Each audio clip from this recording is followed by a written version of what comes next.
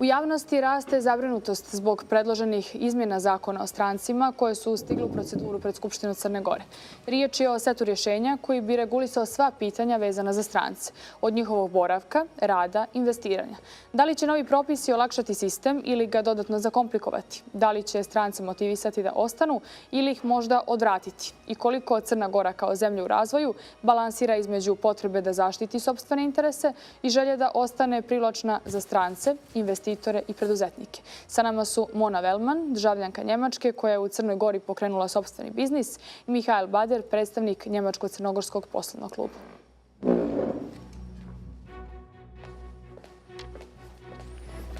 Dobar dan i dobro nam došli. Dobar dan. Eto, vjerujem da ste upoznati sa predlogama izmjena zakona. Da li će eventualno usvajanje tih izmjena se odraziti na vaš život u Crnoj Gori? Kako gledate na to? Hoćeš ti? Da. Da, ja znam taj novi zakon i za mene to je važno zato što to je utječaj moj kompletno život. Ja imam malu biznis ovdje u Crnoj Gori. Ja ponudim online usluge za Njemce klijentima i od ovog letog ja isto ponudim malo ture, šetanje sa moj uglavnom špasima, magarcima za turiste. I ako taj zakon stupi na snagu, ja ću morati otpustiti taj zemlju.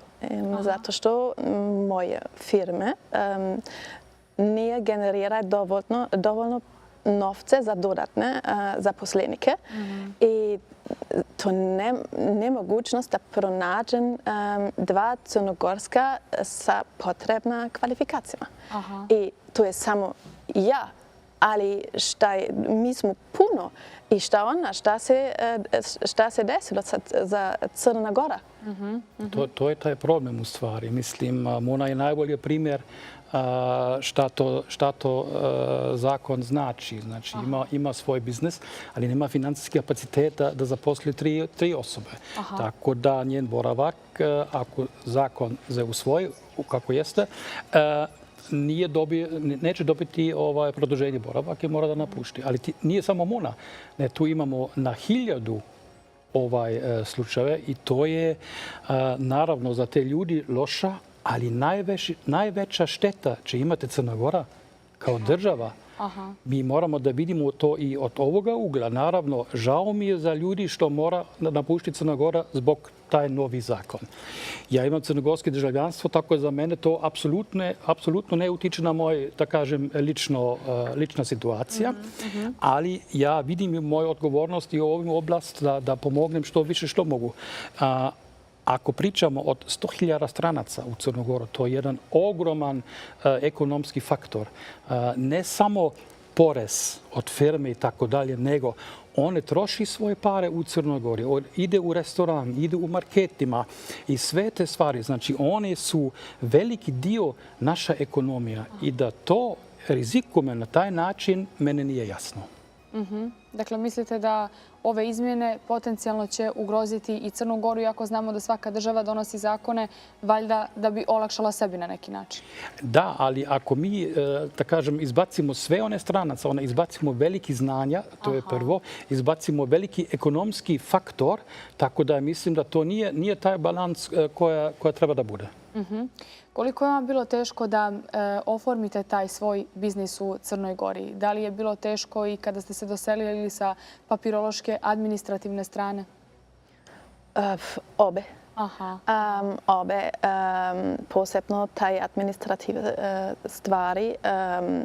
To je, ako mislim da puno ljudi treba pomoć, kao Mihael to radi, zato što u taj institucijama to je puno gužva i puno stres i čini mi se da oni ne želi da pomogne zato što sigurno zbog stresa i zbog gužva, ali ja uvijek mislim da ja tamo nije od normalnih ljudi, ali tamo, od druge ljudi, ali tamo da ja ne, da ja sam neželjena tamo. I to je, to nije, to je šteta.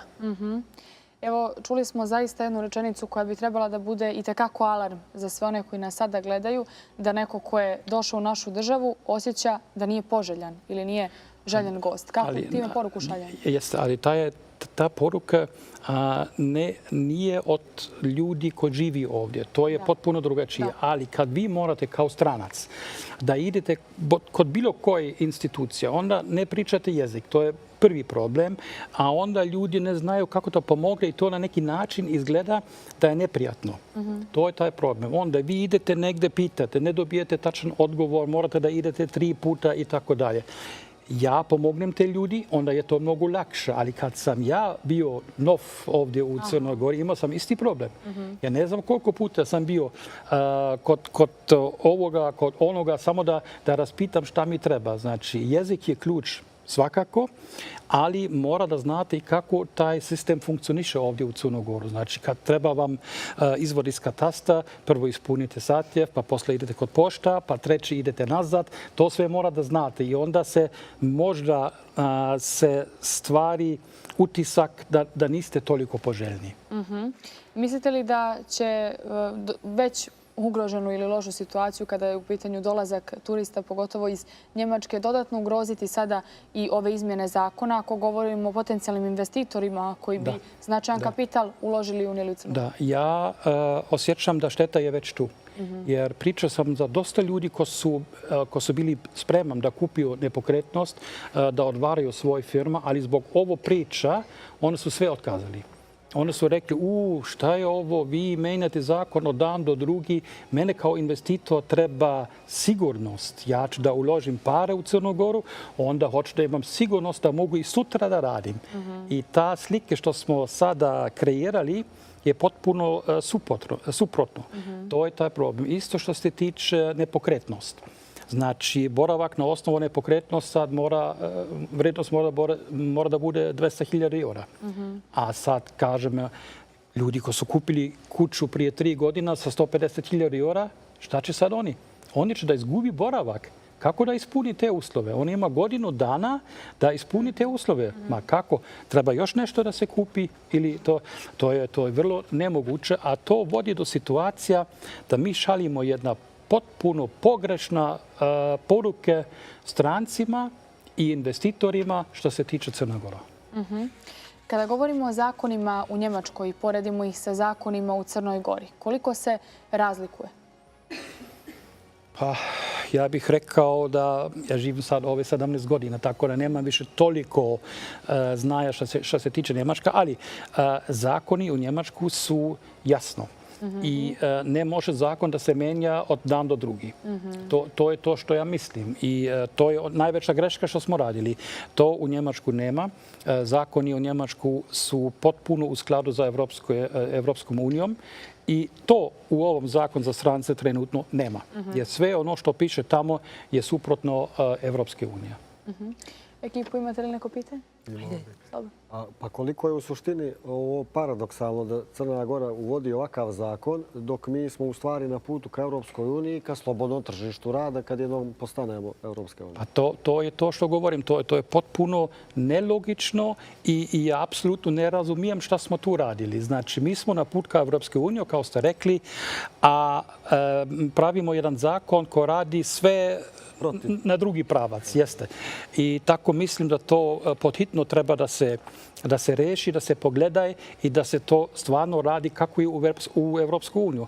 Građan Evropske unije može da živi u bilo kojoj državu. Ne treba im ni dozvolu za rad, ni dozvolu za boravak, ni ništa. Tako je. I to je potpuno drugačije nego ono što smo mi radili. Maja? Da li kao i još jednu nepravilnost i nelogičnost? Zapravo imamo činjenicu i govori činjenica da ako 150.000 nije dovoljno nekretnina, da trebamo još uložiti u Crnu Goru da bismo ovdje mogli živjeti kao stranac. kako to ispraviti i gdje pokucati na koja vrata da objasnimo da već imamo nešto i da je možda to dovoljno da želimo ostati u Crnu Goru. Mi smo sad trenutno imamo baš puno kontakta za ljudima ko su u ta situacija, ko živi u Crnu Goru, ko su kupili nepokretnost prije 2-3 godina od 100 do 150.000 eura. Mi smo imali skup, mi ćemo da krenemo jedna akcija koja se zove Volim Crnu Goru. Snimali smo nekoliko kratke video o te ljudi jer mi hoćemo da dajemo ovom problem neki ljudski slike. Ako vi kupite nešto za 150.000 eura, to nije malo. I sad kažem, ako ste to kupili ranije, mislim da treba to da bude ok, jer ovaj zakon ko sad hoćemo da usvojimo ide retroaktivno. Znači, ne možemo ljudi ko su kupili prije 3 godine, sad im kažem, te 150.000 eura više nije dovoljno. Ako hoćemo od sutra samo ljudi sa parima, i kažemo, ajde, 200.000 eura. Ok, to je po mojoj mišljenju glupa odluka, ali ok, ako hoćemo to. Ali ne možemo retroaktivno da im kažemo sad, vidite, vi ste kupili auto za euro 4 prije 3 godina, a sad je euro 5 po zakonu. A zamislite sad neko vama kaže, ovaj auto više ne možeš da voziš. To je isto nemoguće. Ne može retroaktivno ovo da se radi. Sanja? Da, ali ostavljen je rok od godinu dana da strani državljani se usklade sa tim novim zakonom vezano za ovu minimalnu vrijednost nekretnina od 200.000 eura. Opet je, da kažem, neki rok koji je optimalan, koji može i jedno optimalno vrijeme da ljudi razmisle da li je Crna Gora njihova opcija za život ili ne. A s druge strane, vrlo kratak je rok primicanja Evropskoj uniji, tako da i to negdje, ajde da kažem, i svijetla tačka u svemu ovome. Ali pitanje je da li će se zakon usvojiti, da li će moći da, pošto su, da li je samo održiv. Da, ali mi imamo ljudi ko su, i to je najveći dio ljudi, isto kao Mona, one su sve prodali u Njemačkoj. Ako sad, pazite, ako sad izgubi svoj boravak, džeče. To je taj problem. Nije problem za čovjek koji ima pare, koji je malo ovo, malo ono, ajde, neka, kao ste rekli, neka razmisli da je Crna Gora svoja budućnost ili ne. Ali imamo ljudi koji su to već odlučili. Oni su prodali sve u Njemačku. Imamo penzionere što su prodali svoj nepokretnost, kupili su kuću u Baru i tamo živu. A nažalost kuća samo vrednost 120.000 eura. A šta da im kažemo sad? Ne možeš više da budeš kod nas, idi, jer nemaš boravak, ona mora oni nazad za Njemačku. Mislim, Njemačku će da primi te ljudi, to nije problem, ali ne može da živi i ništa. I krene svoj, da kažemo, svoj život isto iz početak. To su te problematične stvari. Recite nam, ako zanemarimo ovaj predlog zakona o strancima, sa kojim ste se vi sve problemima susretali u Crnoj Gori još? Koje ste sve probleme prepoznali? Welche? Još probleme. Außer dem Gesetz. Okay. Znači, ostali problemi. U normalni život svaki dan nemamo probleme. Ja živim ovdje, mislim da to je lakše, to je baš dobar. Ali ja imam probleme sa taj birokratima. I isto imam problem da ovdje nije nedosljednost. To je za mene veliko problem. I ja ne mogu da razumem, zato što u Njemačkoj to je možda zakon. Jedan zakon, to je na jedan direktivama u redu. Ali ovdje sve menjaš, ja mislim, svake godine. I to je vrlo veliko problem i za puno stvari. I ja mislim da to je šteta, zato što normalno to ne može. Mislim, mi moramo da olakšavamo dolazak ljudi, a ne da otežemo. I što se tiče investitori, najveći dio, nije samo pare, je sigurnost. Znači, politički stabilnost i sigurnost što se tiče zakoni. Jer one uloži pare ovdje i naravno hoće još sutra da ima pristup tim parima. Ljudi koji su kupili nepokretnost, koji nije bio legalizovanje, sad one u stvari nema mogućnost da prodaje svoj nepokretnost. Znači, te pare su, pa šta kažem, kao u zatvor. Zaključane. Jeste, zaključena. Eto, tako da ako imamo sad penzioneri koji mora da ide nazad za Njemačku jer ne dobije novi boravak, a ne može ni da prodaje svoju nepokretnost. To svakako mora da se riješi. Apsolutno. I to brzo. Slobodno, slobodno. Htio sam još da pitam, pošto postoji dosta firmi koji drže stranci kod nas, koji baš uredno rade i baš na veliki način doprinose našoj ekonomiji, a dok sa druge strane i postoje neke firme koje se tu otvaraju i slično, koje ne doprinose baš i rade se samo upravo zbog ovakvog privremenog boravka i slično. Imate li možda vi neku ideju ili poruku da pošaljemo ovoj vladi kako mogu to na bolji način da organizuju, da zaštite jednu grupu koja konkretno pomaže, a druga koja zloupotrebljava? Da, to je lakše. To ne treba da se veže na broj zaposlenih. To treba da se veže na prihod. I to je to. Vi možete za jednu firmu da imate prihod milioni eura, a vi možete za 4 zaposlenih da imate 10.000 eura. Znači, to nema smisla. Ja znam da ima dosta firma, samo, ajde da kažem, na papir. To nije okej i to treba da se makne. Apsolutno u redu. Zašto to ne vezamo na prihod? I to je lakše. Evo, Mona, firma, jedna osoba, ima dobar prihod, je radi dobar, sve okej. A drugi ljudi nemaju prihod i to je to. A još nešto što se tiče one 200.000 eura, i za to ima rešenje. To je nama pokazala Albanija. Oni su to rešili na način 20 kvadratnih metara po osobe. I to je to. Familija, 4 osobe, ta kuća mora da ima 80 kvadratnih metara. Sad još nešto. Za 200.000 eura vi kupite na Primorje jedna gasionera, a gore na sjever kupite dvorac za te pare. Tako da ljudi će da kupi to na Primorje, neće one gore na sjever, ali 20 kvadratnih metara su 20 kvadratnih metara i u Budva, i u Bar, i u Šavnik. I to je to. One su tu pametni rešili. Mislim da to treba da bude tako. Jer vrednost je samo današnji slike. Možda sutra vrednost, nepokretnost i pada, tržišti vrednost i sve te stvari. Ali 20 kvadratnih metara su 20 kvadratnih metara i dalje. Ovo ste nam jako lijepo objasnili. Kako privodimo kraju naš razgovor, ja ću vas pitati u tom pozitivnom duhu da mi navedete i šta je ono što ste najljepše zapazili u Crnoj Gori. Šta sam najlepše uživa ili kako mislite? Šta sam najlepše? Šta vam je najljepše u Crnoj Gori? Šta meni je najlepše u Crnoj Gori? Evo, kao Mona je rekla već, i priroda i način života, mirno, polako, to je sve okej. Zato sam ovdje. Mislim, ja imam oba državljanstvo, mogu i ja svakako nazad na Njemačku ako treba, ali to za mene apsolutno... Ne damo vas. Ne damo. Ne, to apsolutno ne dolazi u obzir.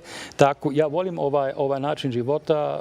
Ja živim u Bar. Bar je grad koji je veoma dobro, veoma lepo. Imamo mnogo sunčanih danima. Dobro, sad malo više kiša, ali sve u svemu mislim da je to dobar mjesto za život i dobar mjesto da se radi ukoliko okvir i uslove što vlada treba da daje su na neki dovoljnom nivou. Hvala vam što ste izdvojili vrijeme da ovoga popodneva porazgovarate sa nama. Hvala za poziv.